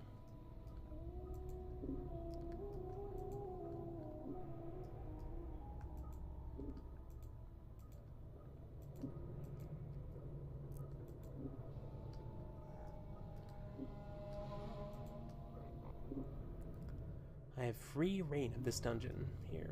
Okay. This person's named. Why not talk to him? A tired-looking man in a black robe. Well, it's gray, but his narrow face is extremely pale, and he doesn't look as if he has been sleeping. His shoulders are slumped, and the flesh sags loosely beneath his bloodshot eyes. He looks so lost in thought, he doesn't even notice you. Updated my journal. Greetings. The man turns to face you and makes a slight bow. You suddenly notice that his eyes aren't bloodshot so much as they have a red tinge to them. I am Sogo. How may I? He suddenly seems to notice your scars, and the corner of his mouth twitches. I'm sorry, Sarah. Are you lost? No, I'm not lost. I had some questions. I do not recall admitting you. Sogo looks at you suspiciously, and his eyes gleam red in the light of the torches. May I ask what you're doing here?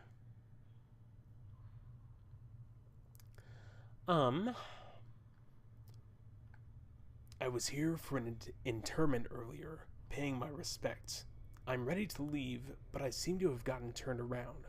Can you help me find the exit? Soigo nods, and the corner of his mouth twitches. Why, of course. These halls can be confusing to visitors. No harm done. But you are not permitted here in the mortuary after 9 bells. Let me open the front gate for you. Thank you. Rad! That's how you do it. That's how you do it. Politeness wins the day. Also deception.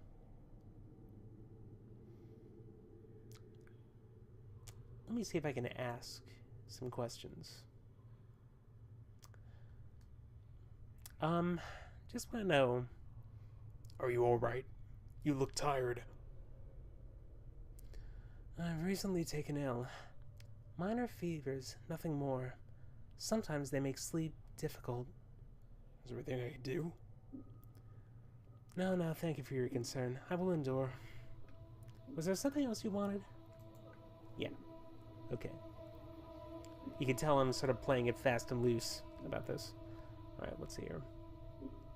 Do you know someone named Farod? Farod? Of course I know him. He frowns, and his eyes gleam red. A ghoulish man. No respect for the dead, and even less for the living. He is a scavenger, a collector. Do you know where I can find him? I know he resides in the Hive, the slums outside the mortuary, but I do not know exactly where. Some of the other collectors may know, if they'll talk to you.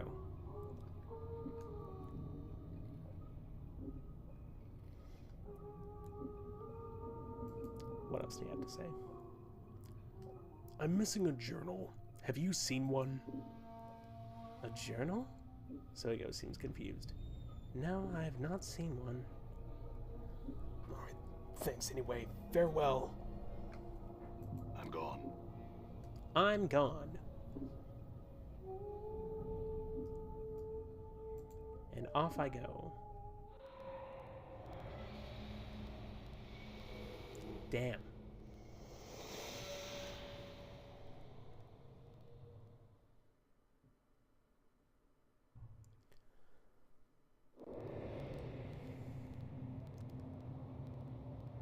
Sigil A.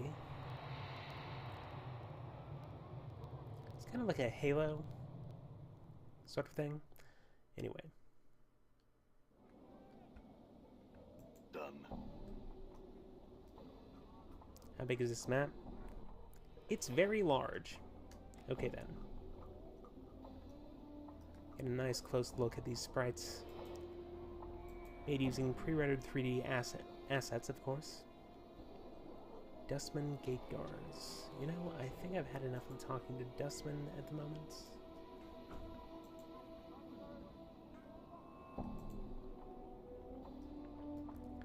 This is sort of a nice little ritual you do in Infinity Engine games, where you recognize that a map is full of this black fog of war here, and you spend a certain amount of time in each new one just attempting to clear it out, especially when it's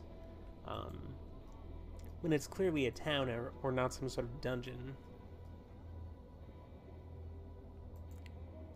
Here's a fellow named Pox. This cowled figure is hunched by the mortuary gate. His face is obscured by the shadows of his hood, and what little you can see is his chin, which is covered with stubble and what appears to be a foul green and purple rash. The rash seems heaviest around his neck, fading as it crawls up to his chin. Greetings. The figure doesn't budge. There's a moment of silence. Then he responds in a high-pitched voice that sounds more suited to a girl of 10 years than a man. Hi? Who are you? Pox I am, hi. Or Pox am I, hi. Pox? Mother and father named me. Wished a pox on firstborn, a curse given. Came true, it did, hi. Again your eyes are drawn to the purplish-green rash covering Pox's chin and neck. Oh, I had some questions for you. Hi. What are you doing? Wait for debtors, I do. Or, wait for debtors, do I. Hi. Debtors? Corpses? Why? Find a debtor. Take him through the gate. Get some jink. Then again, I wait. Hi.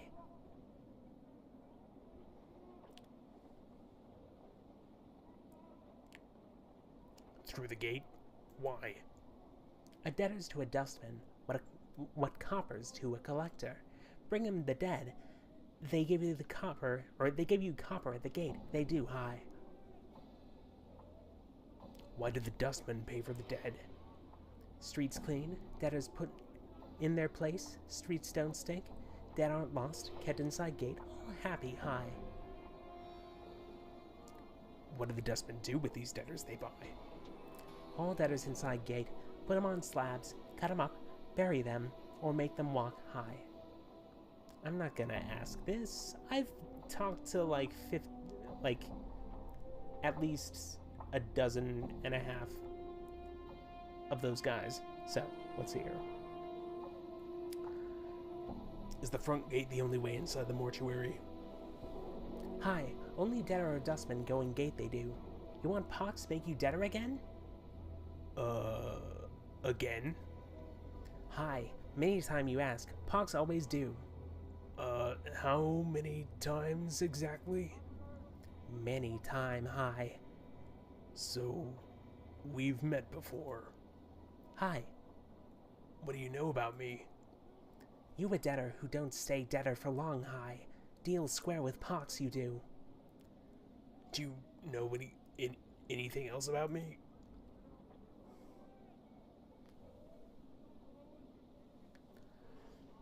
Sorry, my phone was ringing. Let's see here. Anything else besides that? No, apparently not. Apparently not. Just repeats ad infinitum. Okay.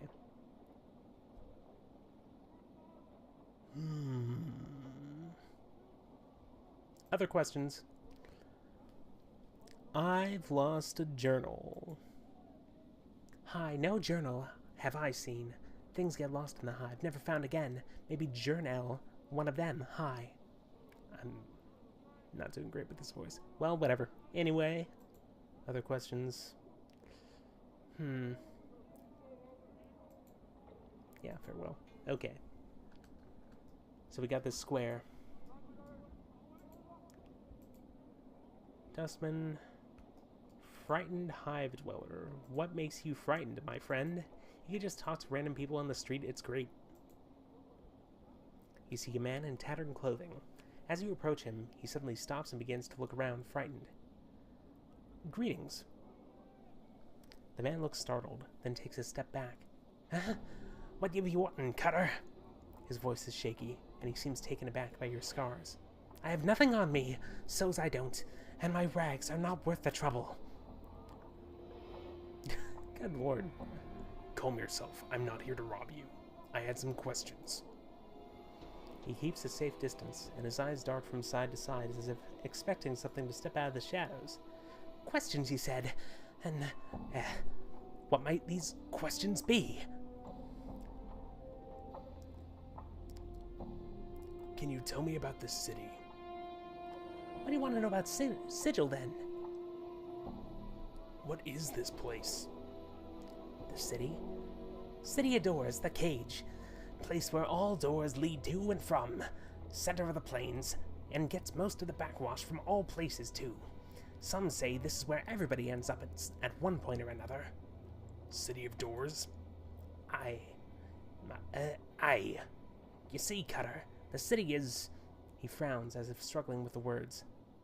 The city's got a batch of doors scattered through it. You see, the doors... He frowns again, then sighs. The doors? Let me rattle my bone box with a little more sense. You see, there's doors all over Sigil, but they don't always look like doors. They're more like portals, see? And they can be just about anything. a window frame or a picture frame, an archway, a barrel hoop, a place between a table's legs or a statue's legs. And you're saying all these things are doors? He frowns again. Doors, portals can be anything that's closed on all sides. It's hard to tell where they are, unless you got the key to the door.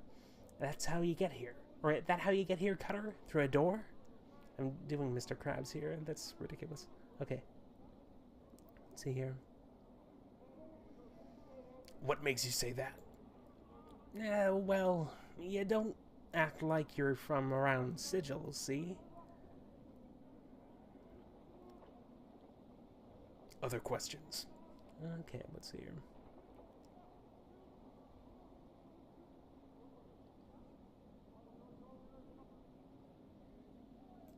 Slums. Why is this called the Hive? What's around here of interest? Depends on what you find interesting, Cutter. I'm looking for a good time. Yeah! Well, there's the Smoldering Corpse Bar and the Dusty Bar. Though you don't look like the Cutter to be drinking bub with the Dusties, any of the other places around here is just dangerous, so be on your guard. Let's see what else. Were the places you mentioned? Other questions? Farod. He's a collector. Probably in Ragpicker's Square. Okay. Where's it located? It's a few blocks from here. Got it. What about a journal? Alright, whatever. Bye.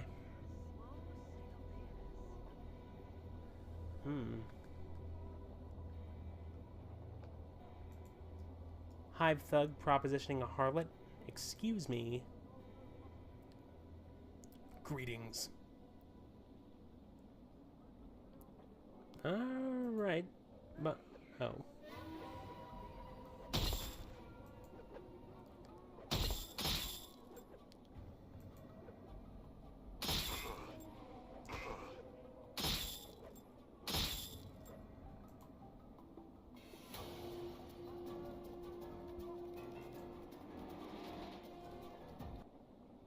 Okay. I did not kill them, I simply roughed them up a bit. And that's my story. That's my explanation for that. Greetings. Oh? I'm sorry, I'm reflexively reading out Nameless One, but not any of the actual narration. Huh.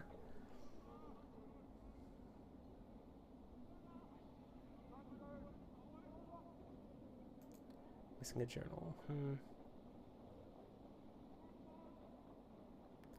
What? Come on. I wanted to ask her some stuff.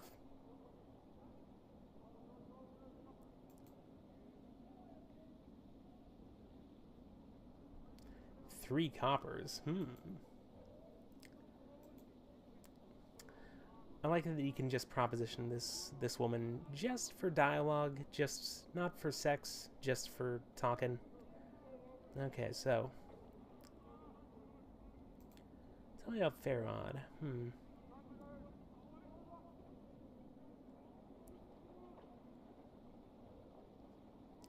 9 commons.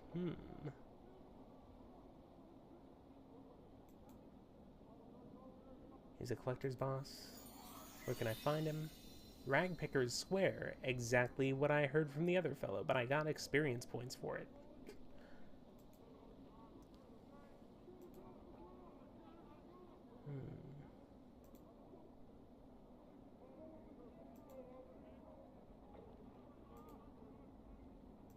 Work.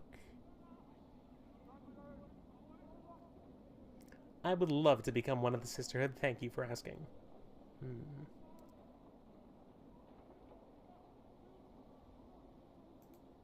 Other questions? Looking for a journal.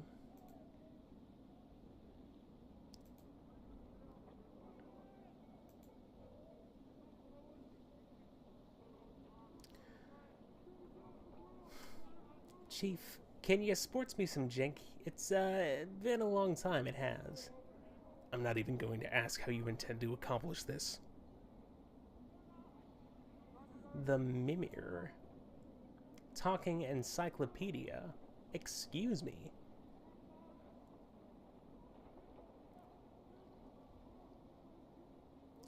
That's mean. Ugh. I'm not going to insult this woman. She's out here making a living. Huh. Okay. How much copper do I have?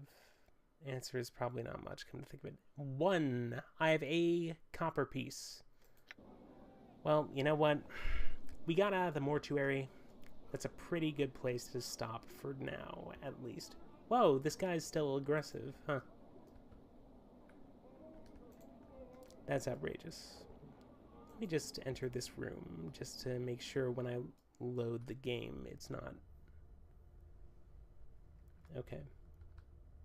Oh, also, since the Nameless One is technically immortal, he has healing powers, which is very, very beneficial. Alright, so I'm gonna save. Gonna make an actual savey save here. Apparently all the quick saves are just automatically cataloged. Well, that's great. New save. Done.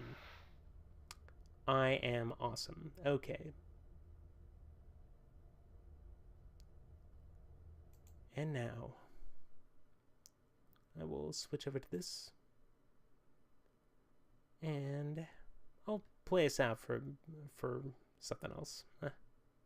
Oh, also, like, this stream has been well outside my wheelhouse, just in terms of what I usually do on, or like, for like social gaming, I suppose. So I've decided, like, what I'm going to do is specifically not do another one of these unless I hear somebody say, hey, I watched the entirety of this, and I'd be interested in seeing another. Like, it may take more than one person saying that, actually, for me to do this, but I'm still glad I did, just in the end. Okay, so without further ado, let's see, what else? What do I put on?